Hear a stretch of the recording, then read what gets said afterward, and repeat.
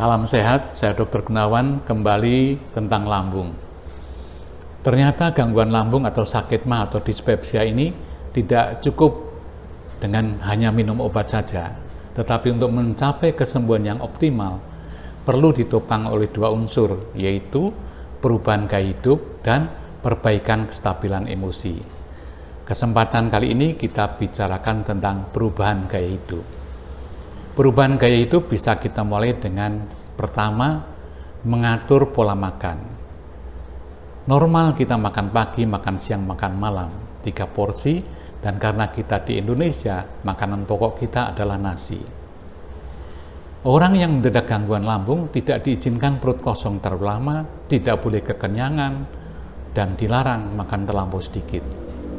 Karena itu, perlu makan dalam porsi kecil, sering.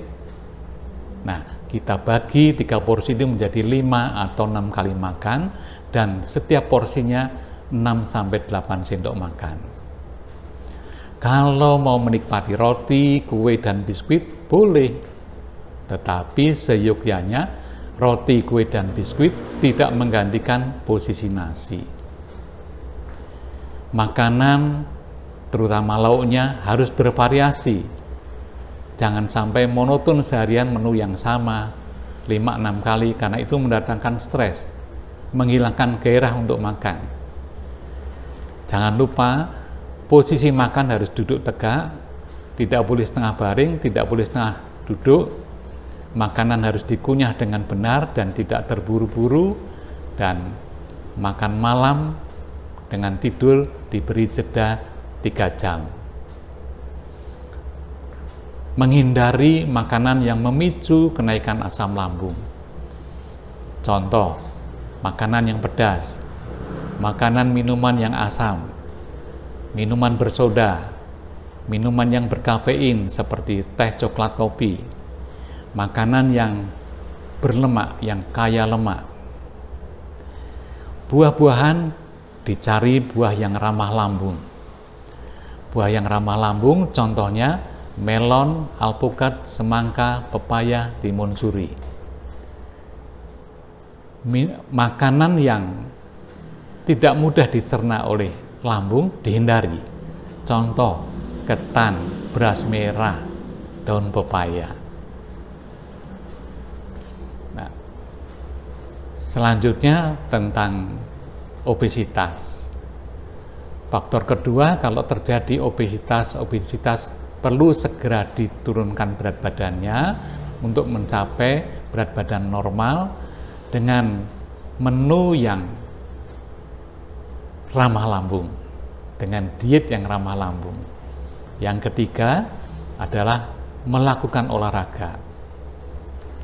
Olahraga memperbaiki pergerakan saluran cerna, mengoptimalkan peristaltik lambung. Olahraga juga bermanfaat membantu menurunkan berat badan.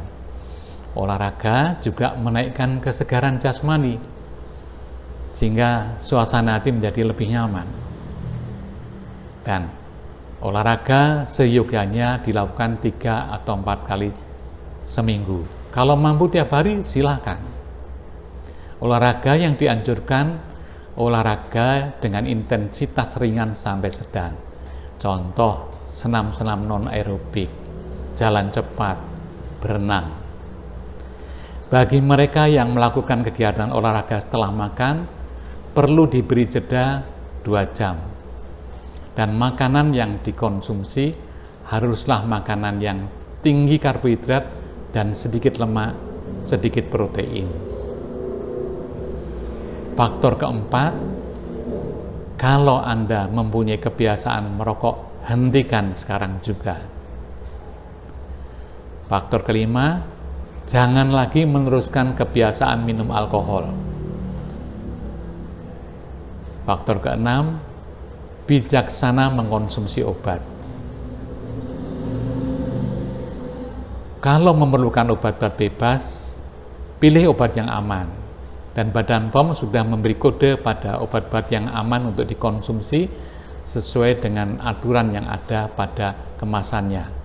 Nah, tanda yang mudah kita lihat adalah biasanya pada kemasan ada tanda bulatan biru atau bulatan hijau.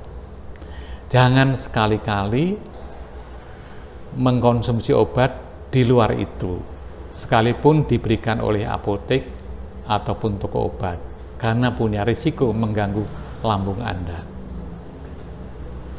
Kalau Anda harus mengkonsumsi obat rutin, bicarakan kembali dengan dokter Anda.